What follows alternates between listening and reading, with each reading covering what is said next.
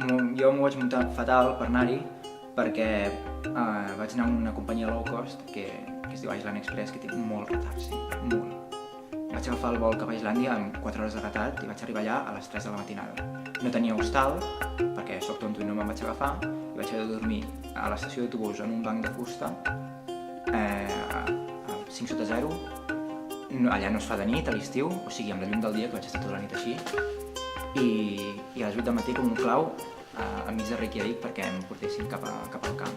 És molt curiós, quan tu vas a la plaça del Tiananmen a Pequín, està tot ple de xinesos d'altres regions de Xina que venen a visitar la capital i que a la que veuen un estranger, que en comparació amb ells som potser 10 en comparació, els hi demanen una foto. I si ets i com més alt siguis, més fotos et demanaran, perquè és molt diferent i molts cops els xoca.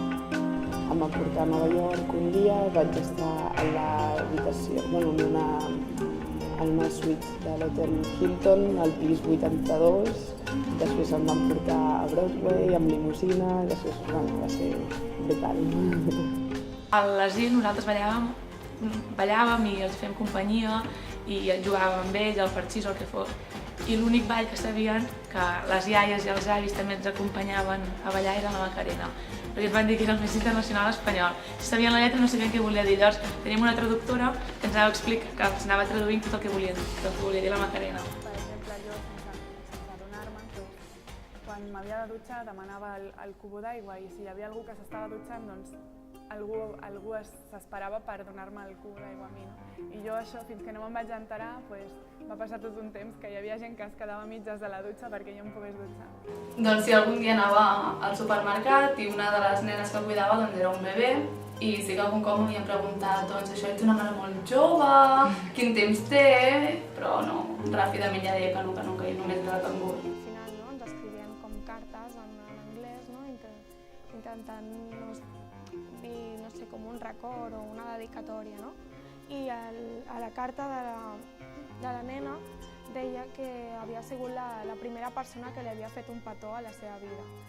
I a mi això em va tocar molt i tinc la carta guardada. És molt graciós perquè ells, en lloc de pa, tenen com una massa que està feta i quan està cuita bullida té la mateixa textura que un pa cru i no té gust. No, està molt dolent. Llavors això ho mengen amb una salsa picant que és molt greixosa i molt dolenta. I això ho menges cada dia. Llavors després el dia per a ells és donar molt, però clar, nosaltres no estem acostumats i llavors ens pregunten quina és la teva pasta, perquè diuen pasta, i quan els diem que és pa, que per a ells és un producte de luxe, doncs sempre se sorprenen. I diguéssim, la pasta aquesta és l'equivalent al nostre pa. Tothom em deia, fes paella. Jo vaig dir, com vols que faci paella aquí, que pràcticament no tenim ni arròs. I els hi vaig fer una truita de patates, que no la coneixien tant, i els hi va agradar molt. I clar, jo els hi vaig dir el mateix, no em feu el plat més famós del vostre país, feu el que mengeu cada dia. I per exemple, les russes ens van fer una sopa fantàstica de remolatge, col, 1000 coses, que allò al final tenia pinta molt lletja, però estava molt bona. I és un plat que no me'n recordo el nom, ni es coneix com a plat rus, allò que diu sempre vodka, no sé què, però no, és un plat de cada dia, diguéssim, que estava molt bo. És una de les parts que m'agrada més, el tema culinari.